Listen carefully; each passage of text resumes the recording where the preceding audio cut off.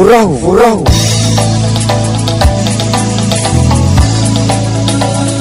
Fandahara fanadiadiana ara-toekarena, ara-sosialy sy ara-politika.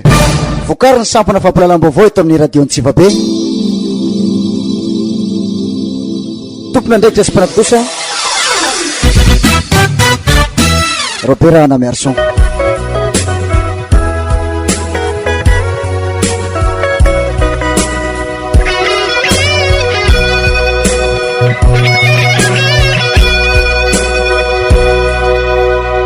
Miarabitsika birolahy magnaraka an'itoy fandahara vorao zay fa mahazatsy eto amin'ny radio Antsivabe ity. Fandahara vorao manoka itatera amitsika ny fagnadiadia natao teo amin'ny commune urbaine Morondava sy commune rurale ny Bemanonga momba ny fiaimpiagnan'ny tety bola na ny budget ny commune no resatsika eto. Budget moa zay tsy ino fa famolavolagny vola ilay zany ny fampidiram-bola sy ny famoam-bola ny commune raiky ary indrindrandrindra fagnomeza lala andreo mpanatanteraky ny commune agnatanteraky an'igny budget igny amin'ny taona magnaraky. Io le teny amin'ny teny bazaha hoe acte de prévision et acte d'autorisation, zay zany ny budget amin'ny akapobeny. Fa la mijery ny budget ny reto commune roe retika de Bemanonga sy Morondava urbaine ny raha tsapa aloha dia samy manao affichage ny momba ny budget ireto commune ireto, ary ny affichage eo zany masamy hafa azy ny Bemanonga hita eo mihitsy ny antsiprian'ny budget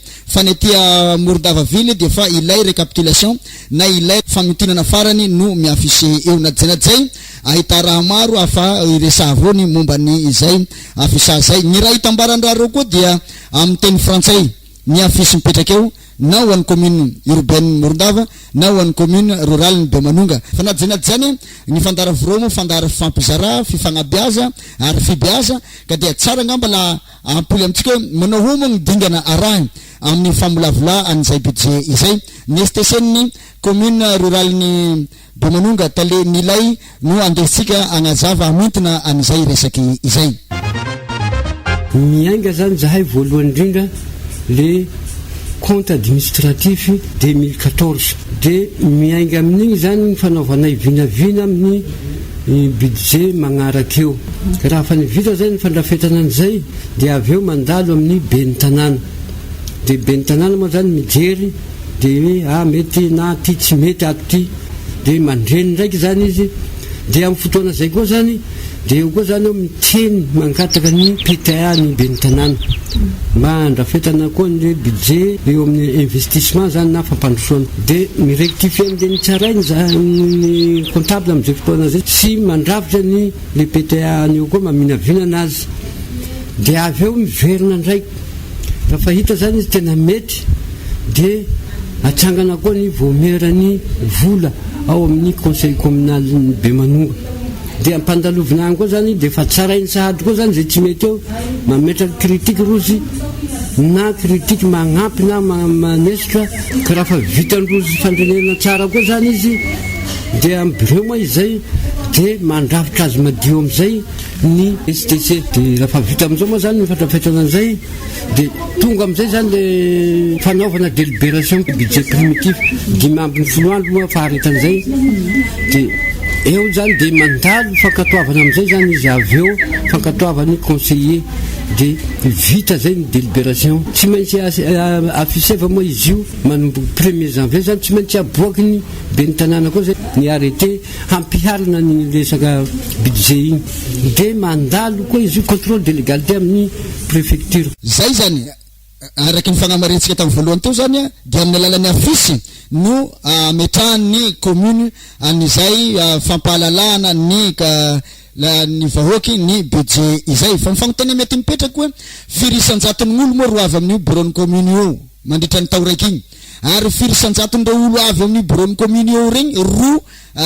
mamaky ny budget io. Ka am'ireo zay mamaky ny budget affiché eo firisan-jaton'ireo koa ro afaky mahay ny dikany raha sorata eo satria voalohany io zao amin'ny teny frantsay io budget io. De faharoa la jerentsika ohatra zao ny analyse tsotsotra mikasika ny budget ny commune rurale ny Bemanonga 94 millions 20 000 ny total bonne budget ka ny fonctionnement amizay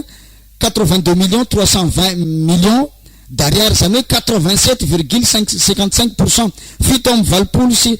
faingo 5 isanjato ny budget ny Bemanongo zany de lany natokana ho amin'ny fonctionnement. Fa ny investissement na le asa fampandrosoana de 11 770 millions fotsiny. Zay zany ny fomba fahitana azy raiky voalohany. Ho an'ny Morondava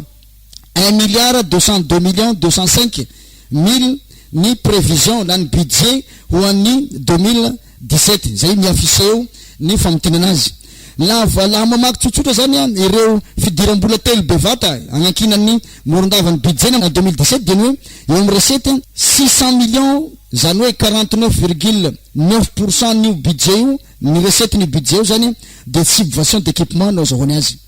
Ny recette fiscale dia ny vinavinaina ampiditra 276,300,000 22,9%. Ny impôt sur le patrimoine 131,915,000 zany hoe 10,70 isanjato. Ireo zany no ataotsika hoe hozatsy bevata iretsiretin'ny commune ampiliry hampandeha ny budget ty. Ny 2,3 isanjato ny volamboky dia alany amin'ny charge personnel zany hoe 387,600,000 ariary ny charge personnel. Ny achat de service 111,102,500 zany hoe 7,4 isanjato. Ny achat de biens dia 73,500,000 ariary na 6,11%. Ny nampalahelo kely moa tamin'ny fandalovanay fivezevezenay teo anatin'ny bureau-ny commune urbaine Morondava dia ny 2e juin no hita fa tsy nahazo andreo tena tompona ndraiky tsy mahay hoe 4% ny recouvrement ny Morondava amin'izao fotoana izao. Apetrakintsika eo igny fanontania apetraky koa dia hoe ny olo-pirenena tsirairay ve mahalala fa mila mandray andraikitra amin'ny fampandrosoanan'ny commune. Resaky ny fanaova tamin'ny ray aman-dreny teo Bemanonga no andesika hitarafa ny zava-misy eny agnivon'ny vahoaka eny. Mbola tsy takatsy ny vahoaka aty ambanivohitra aty zay atao hoe fandraisana anjara zany na andraikitra. Ohatra zany resahantsika koa mikasika ny hoe fandoavana hetra, menimena le olo fandoavana hetra, nefa zay no atao hoe fandraisana anjara. Ka zay fandraisana anjara zay nefa ny raha ohatra ka vahoaka tsy mandray andraikitra, vahoaka tsy mandray anjara zany ane tsy mety handroso mihitsy na insinona ataony hoe lehibe ny tanàna na fanjakana eto anivon'ny commune. Zay ny zava-misy izany. Fanontania apetrakintsika avao ny hoe raha reto budget roa reto apetraky ho raha mpamatsy vola ve zany ny asa fanorenana na ny investissement raha oharina amin'ny zava-misy hita amin'reto commune ireto. Ampy ve ny afisage zay atao eny amin'ny bureau mba ahafahana manome information, manome vaovao ny olona amin'ny resaka budget. Firy isanjatony ponina ao anatin'ny tanàna io no afaka mamaky ny budget. Fanontania zay apetrakintsika ireo raha iaby reo ary fanontania raika apetraky farany hoe ampilazana fa mandroso ve ny commune raha mahavoalohany ka raha mampiasa ao aminy fotsiny na hoe ny budget dia mirona makany amin'ny fandaovana ka raha mampiasa na ny budget dia mirona kokoa makany amin'ny fiandrasana subvention na fanampina avy fanjakana sy avy amin'ny hery hafa. Fanontania mipetraka reo najanajanaefany misy raha azo ifampizarana amin'reto commune roa reto dia voalohany ny ao Bemanonga efa mahatratra 75% taux de recouvrement satria izy dia mampiasa radio. Miresaka amin'ny radio asa nanony olona nivoaka avy ato amin'ny radio ny bentanana ny Bemanonga fa mampiasa radio izy mampafantatra ny zava-misy ao anatin'ny commune indrindra mikasika ny fandavam-bola sy mikasika ny fivoarany fidiram-bola ao amin'ny commune. Zany hoe misy kokoa zany ilay transparence ary apetrany mazava mba isian'le fifampitokisana amin'ny vahoaka sy ny commune dia apetrany mazava hoe ny tompona andraikitra ara-bola ihany no mandray vola, tsy mandray vola ny ben'ny tanàna, tsy mandray vola no ny secrétaire fa ary amin'ny service financier no mandray vola zava-dehibe fiadina amin'ny kolikoly izay lafiny izay. Ary ny fanaraha-maso ny fitakiana haba dia isan'ny mampiavaka ny commune urbaine Morondava ary tonga hatrany amin'ny hoe ny commune urbaine Morondava dia tonga hatrany amin'ny hoe manao informatisation zany hoe nampamboatra logiciel izay ahafahana manara-maso ny fahasalamany fidiram-bola ao amin'ny commune atreto aloha ny fidilam-bola ny resahan zareo izy io efa natao fa nisy fanarahan'ny commune niaraka amin'ireo technicianina mpahay informatika fa ny olana kely amin'ny commune zao de somary lafolafo ny karazana tetibidiny ilay logiciel sy ny fitaovana zay ampiarahana aminy satria mitentina hatrany amin'ny 9 millions d'ariary izay fa tamin'ny essai natao dia mitombo roa avy roa heny ny vola niditra atao amin'ny commune zany hoe misy fahalalana ilaina ihany zany izay lafiny izay ary ny isan'ny atao hoe fahombiazana ao Bemanonga dia ny fahamafisany fiaramiasa amin'ny chef-fokontany mikasika ny fanentanana ny olona amin'ny fandrotsahany fandraisana anjara amin'ny izay hetra izay fandoavam-bola ianivony commune izay fa isan'ny vahaolana raiky apetraky ny lalàna Fezoro 2014-018 tamin'ny 12 septembre 2014 sy 2020 izay mametrapetraky mikasika ny tandrifim-pahefana sy ny fombafomba firafitry ny sy ny fampandehanana ny collectivité décentralisée eto Madagasikara ary indrindra ny fitantanana ny raharahanyzay collectivité zay apetraky ny amin'ny 2012 fa isan'ny fotony fampandrosoana ny vahoaka ary nametraka fitaovana anankiray izy le atao hoe SLC na structure locale de concertation de amin'ny alalany io zany tokony hisendra concertation satria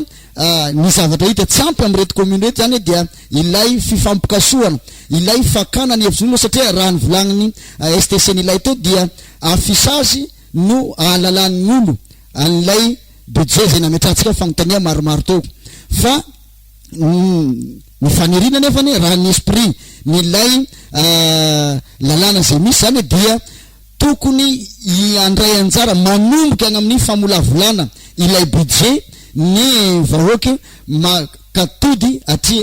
atraty amin'ny fanatanterahana izany budget zay ka fitaovana iray ny SLC zay mbola tsy de hita loatra moa zany ny fampiasana azy sy ny fitrandrahana azy amin'izao fotoana zao ary amafisy ny tiray mandreny raiky ty aza ny sosokevitsy nametraha fagnontania hoe ino ny tokony ataon'ny commune mba hanagna tsara ny fidiram-bola sy ny fampandrosoa tanatin'ny commune zao ny valiteniny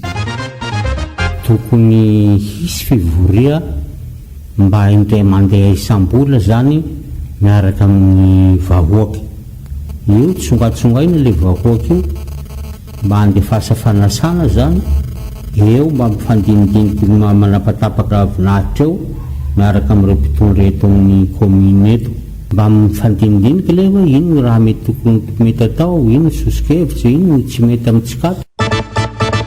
zay sy zay ny fandaharatsika satria tsy mahazo mihoatra ny 12 minitra atsika araka ny fahaizantsika ny fandahara vorao ka ny tiantsika napetraky eto dia tsotra manana ny budget ny commune tsirairay raha ato Menabe ny akabiazany fa ny fanontaniana mipetraka hoe fantatry ny olo-pirenena tokoa fa otrino i budget otrino ny vola miditra ino sino aby ny loharanom-bola afa mampilitsy an'izay budget zay fanontania mipetraka io maro moa ny traikefa zay ny fampizara teo ka io ataontsika ohatran'ny vocationala zay mamy ately zay tsy de mamy loatsy alora zay ngama ny fandarantsika androany fa dia misaotratsika iaby nagnaraky ny fandara manoka zay andraisa anjara amin'ny fifaninanana ataony transparency internationaly ity ary engany izay fanadiadina tsotsotra natao no ny fotoana fo izay afaka agnova ny fomba fiasantsika agnasoavatsika ny fampandrosoa iny fotony satria raha araka ny volazan'ny lalam-pandroenana ao amin'ny andiny fahatelo sy ny andiny fahatelo amby efapolo amby zato dia misy ambaratonga telo ny vondroboka tsinjara-pahefana eto Madagasikara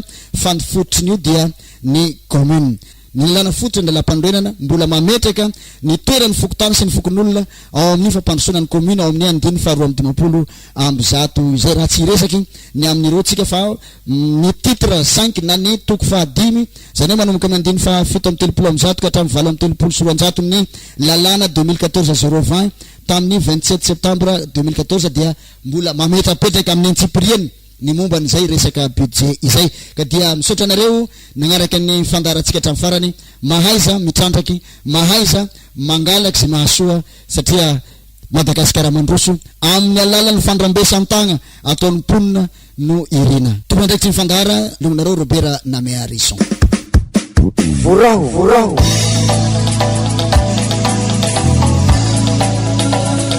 fandahara fanadiadiana ara-toekarena ara-sosialy sy ara-politika vokariny sampana fampalalam-baovao eto amin'ny radio Antsivabe tompona ndraiky resy mpanapitosa Robert Ana Merson